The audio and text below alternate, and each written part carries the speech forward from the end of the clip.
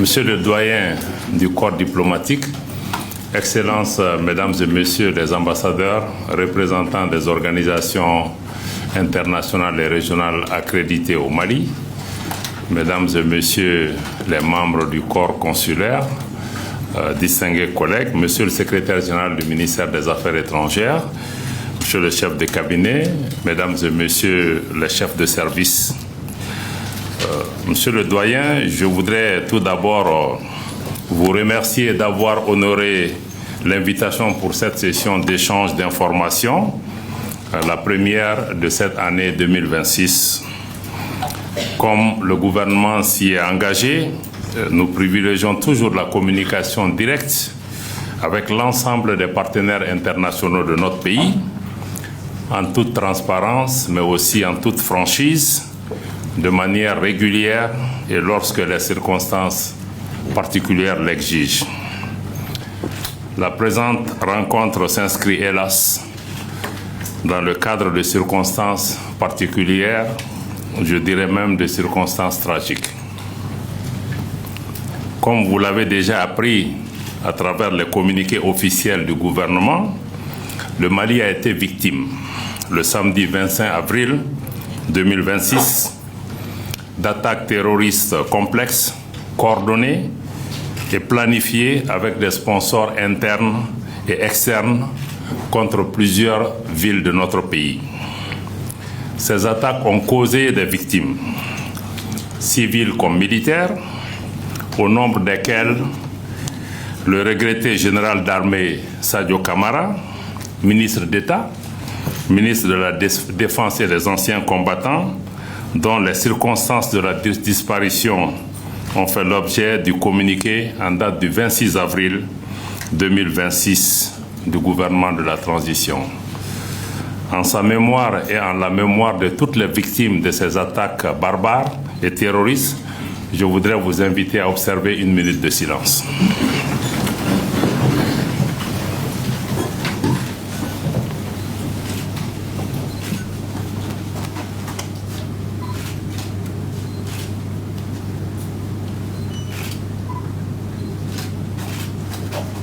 Je vous remercie.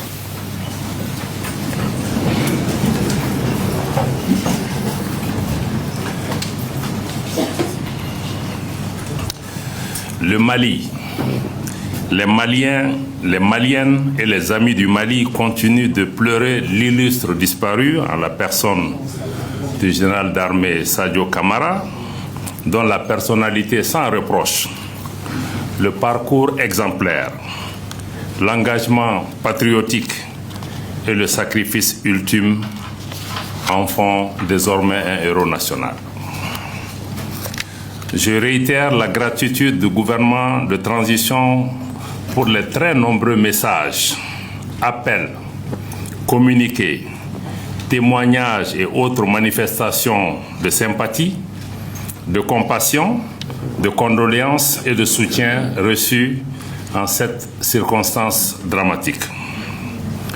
Je ne peux cependant m'empêcher de relever que certaines organisations internationales mandatées pour la défense des droits de l'homme, ainsi que des ONG internationales supposées défendre les droits de l'homme, ont été étrangement aphones lorsque le Mali a été attaqué le 25 avril et en revanche ont subitement recouvré l'usage de la condamnation sélective suite à l'ouverture d'une enquête et les interpellations subséquentes. Il est toujours regrettable de voir la poursuite de la politisation de cette question des droits de l'homme adossée à des condamnations à géométrie variable, souvent motivées par des intentions géopolitiques derrière. Pour en revenir aux attaques, je veux partager les constats suivants. D'abord, l'alliance entre les groupes terroristes et certains groupes armés opérant dans les régions du nord du Mali ne fait plus l'objet d'aucun doute. Les intéressés eux-mêmes revendiquent cette coalition maléfique. Cela confirme ce que les autorités de la transition n'ont cessé de répéter depuis l'attaque du bateau le Tombouctou le 7 septembre 2023. Ensuite, il faut noter que la complexité des attaques, leur coordination et le nombre de terroristes engagés confirment le changement de mode opératoire des groupes terroristes. Amorcé depuis quelques mois, d'abord, vous en avez été témoin pour tenter d'asphyxier l'économie nationale. Ce plan cynique a échoué grâce à la réactivité des forces armées et de sécurité et leurs partenaires. Un plan de contingence et de riposte des autorités nationales a été mis en œuvre efficacement. Ces attaques ne sont pas des faits isolés, comme vous le savez. Elles s'inscrivent dans un vaste plan de déstabilisation du Mali et aussi une tentative de remplacer l'exécutif malien par la horde terroriste, d'où cette alliance contre nature à travers cette coalition terroriste groupe armé. Ce qui s'est passé ce jour du 25 avril ne visait pas autre chose qu'à décapiter le leadership du pays. Il y avait deux cibles majeures qui étaient visées. La première était la résidence du chef de l'État à Kati. Deux camions piégés ont ciblé cette résidence. Un s'est explosé, un a reçu des coups de feu et s'est explosé. Le deuxième, à cause de ses réponses, n'a pas pu exploser. Donc, la cible était bien connue. La deuxième, malheureusement, le camion piégé qui a éclaté à la résidence du ministre d'État, ministre de la Défense et des Anciens Combattants. Vous connaissez la suite. Je crois que l'objectif était absolument très clair, de remplacer le leadership pour pouvoir amener des personnalités qui sont certainement à la solde de puissance, qui ne cherchent qu'à briser la dynamique de refondation de notre pays, le choix de notre pays de prendre en main son destin, d'assumer sa souveraineté, d'assurer sa sécurité, d'évoluer de façon autonome au Mali, dans la région et sur la scène internationale. Et cette volonté ne pourra pas être brisée. Notre pays va continuer à se tenir debout, à faire face et à assumer ses décisions. Comme le dirait l'écrivain Joseph Kizerbo, je le répète chaque fois, Nan Lara Ansara, si nous nous couchons, nous sommes morts. Le Mali ne va pas se coucher. Nous n'allons pas accepter une subjugation ou nous soumettre au diktat d'États de la région ou d'États plus éloignés qui estiment qu'il leur appartient de désigner qui doit diriger notre pays, quelles décisions nous devons prendre. Cette décision appartient aux Maliens. Nous allons pouvoir les assumer en toute dignité, en toute responsabilité, malgré ces attaques lâches et perfides. Dans leurs entreprises funestes, les groupes armés ont reçu le soutien de sponsors internes et externes qui fournissent des renseignements, des moyens logistiques et recrutent des terroristes ou en tout cas des mercenaires qui se font appeler terroristes. Certains de ces sponsors agissent d'ailleurs à visage découvert, comme l'Ukraine qui a publiquement revendiqué son appui logistique aux terroristes opérant au Sahel. D'autres continuent encore de garder la tête dans le sable. Il s'agit pour nous très clairement, aujourd'hui, il faut que nous comprenions quand nous parlons de lutte contre le terrorisme de quoi nous parlons. Pour nous, la lecture est absolument très claire. Pour nous, il s'agit d'une guerre hybride, une guerre qui est menée par procuration par certains États contre le Mali et contre les autres pays de la Confédération des États du Sahel. En s'attaquant à une mosquée le 25 avril, cela confirme à nouveau que le terrorisme au Sahel est politique. Il n'a rien d'idéologique ou de confessionnel. Il s'agit aussi d'une guerre informationnelle dans laquelle s'entremêlent la désinformation, la manipulation, l'apologie du terrorisme et même, nous allons plus loin, de blanchiment du terrorisme à tel point que ceux qui aujourd'hui qualifient les autorités de la transition de junte sont aujourd'hui des alliés, les porte-voix et les relais médiatiques des groupes terroristes. Et vous suivez quotidiennement certains médias qui sont devenus aujourd'hui les porte-paroles clairs qui offrent les tribunes nécessaires à ces groupes terroristes sans qu'une voix soit élevée pour les appeler à la morale, à la raison et même au respect du droit.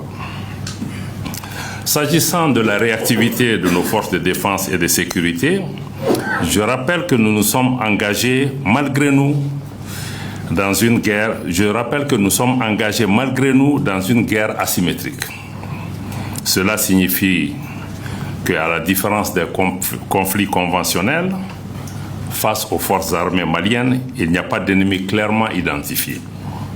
Mais des terroristes opérant de manière sournoise, j'allais même dire de manière perfide, parce que certains portaient pratiquement des uniformes de notre armée, de manière sournoise, de manière perfide, agissant, étant dissimulés au sein des populations et posant des coups d'éclat sur des cibles militaires comme civiles, ce qui rend ce combat extrêmement difficile. Cela nécessite une réponse adaptée à la menace que nos forces armées et de sécurité s'emploient à exercer au quotidien. Dans cette lutte contre le terrorisme, je réaffirme la très haute appréciation des plus hautes autorités de la transition, du gouvernement et du peuple malien pour tous les appuis et soutiens multiformes du Burkina Faso, du Niger dans le cadre de la Confédération des États du Sahel. Grâce à l'opérationnalisation de la force unifiée de l'AES, notre lutte commune contre le terrorisme porte ses fruits. Sans être fataliste, les attaques comme celle du 25 avril 2026 font malheureusement partie des différents scénarios de la guerre asymétrique. En dépit des actes posés et des victimes causées, le Mali ne reculera pas. Ne reculera pas dans sa détermination à éradiquer le terrorisme de notre territoire, de l'espace de l'AES, avec le concours du Burkina Faso, du Niger et d'autres partenaires, notamment la Fédération de Russie, dont je tiens à saluer l'action à nos côtés. Cette lutte dans laquelle la Confédération AES est engagée est menée pour la sécurité collective. J'allais dire pour notre sécurité collective, bien au-delà de la région du Sahel, si nous n'en avons pas encore pris conscience. Dans cette dynamique, la Confédération AES prend toute sa part et forme un rempart contre l'hydre terroriste. Bien évidemment, notre réponse n'est pas uniquement sécuritaire. Elle est holistique et intègre des dimensions politiques, des dimensions géopolitiques, des dimensions sociales, mais aussi des dimensions de développement. Toutefois, je dois clarifier que le gouvernement n'envisage pas de dialogue avec les groupes armés terroristes, sans foi ni loi, qui portent la responsabilité des événements tragiques que vivent nos populations depuis des années. L'ouverture du gouvernement du Mali au dialogue a été à plusieurs reprises affichée, notamment dans le cadre des Assises nationales de la refondation et également dans le cadre du dialogue intermalien. En s'incriminant davantage avec le JNIM affilié à Al-Qaïda, le FLA a librement choisi de prendre fait et cause pour un groupe extrémiste reconnu comme terroriste par l'Organisation des Nations Unies qu'il a inscrit le 4 octobre 2018 sur la liste des sanctions contre Daesh et Al-Qaïda, conformément à la résolution 2368-2017. Nous continuons d'accueillir des éléments terroristes repentis qui rejoignent le cadre républicain. Je voudrais aussi partager quelques mots d'assurance et de réassurance avec vous. Au nom du gouvernement du Mali, je rends un nouvel hommage appuyé à la résilience des populations maliennes, mais aussi à celle des invités du Mali qui vivent parmi nous et que vous représentez largement ici dans cette salle. Ne pas céder à la panique est la meilleure réponse à ces attaques lâches et barbares. Malgré la tentative de renversement des autorités, les institutions de la République restent fortes et la continuité institutionnelle sécuritaire est maintenue, voire renforcée, avec l'attribution des fonctions de ministre de la Défense au chef de l'État, qui constitutionnellement est le chef suprême des armées. La nomination du général Oumar Diarra, ancien chef d'état-major général des armées, aux côtés du chef de l'État, en qualité de ministre délégué, assure également la continuité institutionnelle. De manière opérationnelle, le nouveau chef d'état-major général des armées qui vient d'être nommé en Conseil des ministres est également un acte de confirmation de cette continuité institutionnelle, mais aussi de la continuité dans nos choix politiques et les réponses à apporter pour préserver la souveraineté du Mali, défendre son intégrité territoriale, quelles que soient les circonstances. Aucun Malien, aucun chef d'État, aucun gouvernement ne cédera une once de notre territoire. Nous défendrons notre pays, nous défendrons notre souveraineté. Une enquête a également été ouverte par le procureur de la République près le tribunal militaire de Bamako le 1er mai 2026 et les investigations menées rigoureusement ont permis d'identifier et d'appréhender des personnes civiles comme militaires liées à la planification, à la coordination et à l'exécution de ces attaques. C'est vous donner l'assurance que force restera à la justice pour faire son travail. Les mesures sont prises pour le renforcement et une adaptation de notre dispositif sécuritaire sur l'ensemble du territoire national. Ces attaques simultanées et odieuses n'ont fait que renforcer la combativité, la détermination et l'unité des Maliens autour de la préservation de nos institutions de la République, mais aussi de la confiance des Maliens en leurs forces armées et de sécurité. C'est le lieu pour moi de dénoncer les pays dont les médias servent de plateforme pour véhiculer les messages des terroristes. Pour ce qui concerne les missions diplomatiques et consulaires et les représentations d'organisations internationales, des effectifs supplémentaires de police ont été déployés. Les commissariats ont reçu des consignes pour renforcer les patrouilles autour des chancelleries. Je partagerai tout à l'heure avec vous les coordonnées du point focal du ministère de la Sécurité et de la Protection civile chargé de la coordination avec les missions diplomatiques et consulaires. Le gouvernement du Mali reste à l'écoute des attentes des missions diplomatiques et consulaires et des représentants des organisations internationales au Mali et nous sommes ouverts à entendre toute requête spécifique venant de vous. Nous comprenons l'obligation de protection et d'assistance aux ressortissants. Le gouvernement a exactement les mêmes obligations vis-à-vis des populations maliennes comme des invités du Mali que vous représentez. J'invite simplement les uns et les autres à considérer ce faisant l'impact négatif des interprétations de la teneur ou de la forme de certains de ces messages sur la situation sécuritaire nationale et sur le moral de nos concitoyens. En ce qui concerne notre desserte par les compagnies aériennes, je peux vous confirmer que les mesures de sécurisation renforcées de l'aéroport international président Modibo Keïta ont été prises et se poursuivent.